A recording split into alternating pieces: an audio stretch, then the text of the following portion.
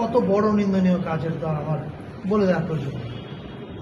আমরা এখন যে কাজটা করছি সেটা হচ্ছে যারা এই হামলাটা করেছে তাদেরকে বিভিন্ন রকমের সিসি ক্যামেরা থেকে আইডেন্টিফাই করার কাজ চলছে এবং তারা প্রত্যেকে আইনের আওতায় আসবে, এ বিষয়ে কোনো সন্দেহ নেই।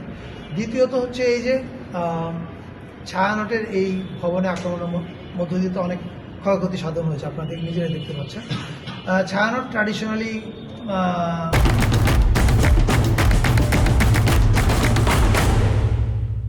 নিজেদের কি বলে তহবিল থেকে পরিচালিত হয়, তারা কারো তহবিল সংগ্রহ নেয় না এরকম সরকারের কাছ থেকে।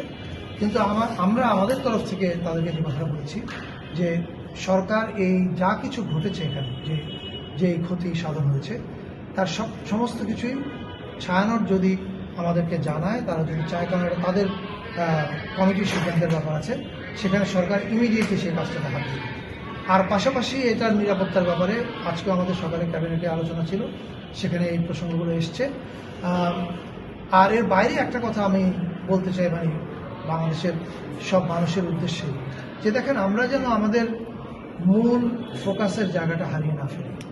আমাদের মূল ফোকাসের জায়গাটা কি ছিল? আমাদের মূল ফোকাসের জায়গাটা ছিল আমরা একটা গণতান্ত্রিক সমাজে যেতে চাই।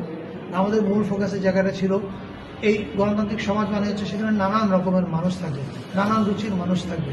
এবং এই রুচি বলতে আমি বোঝাতে চাচ্ছি খাদ্যের যেমন রুচি, কালচারের রুচি আছে, কেউ এক গান পছন্দ করে, কেউ আরেক গান পছন্দ করবে।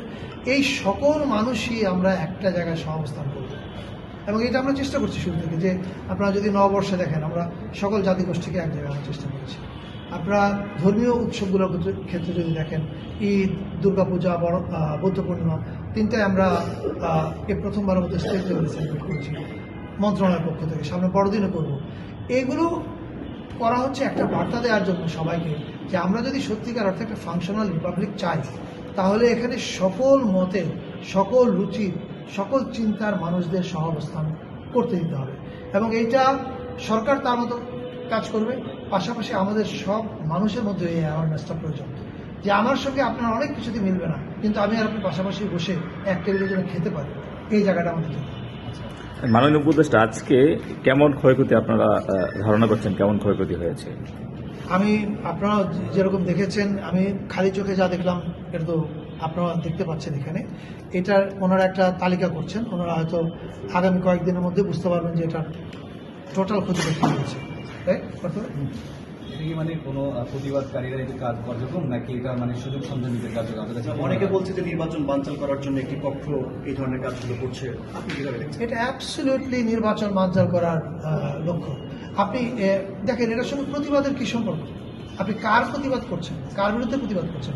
আমরা আজকে দেখেন, যেই মুহূর্তে জাতি হাদিকে নিয়ে শোকাতুর থাকার কথা, যেই মুহূর্তে জাতির কথা বলার কথা হাদিকে নিয়ে, আজকে আমাদেরকে কথা বলার প্রসঙ্গটা ঘুরিয়ে দিয়েছে কারা? কারা প্রথম আলো, ডেইলি স্টার এবং ছায়ানট এই কাজটা করেছে?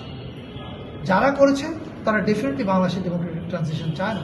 চাইলে তো আমরা তো আজকে হাদিকে নিয়ে কথা বলবো, হাদি আমাদের আজকে আলোচনার বিষয়বস্তু, আমরা তাকে নিয়ে শোকাতুর থাকবো। হি ইজ আওয়ার কি বলে সিম্বল অফ রেজিস্ট্যান্স। কিন্তু হাদি কি কখনো এই কাজ করেছে? হাদি কি এসে এখানে কোনোদিন বলেছে কাউকে যে তুমি কি ওখানে একটু ঢিল ছুড়ে আসো? এটা তাহলে আপনি কী কাজ করলো?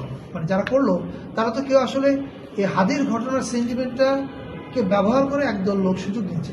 এটার সঙ্গে আপনি মেইন স্ট্রিমের কোনো সম্পর্ক আছে বলে আমি মনে করি।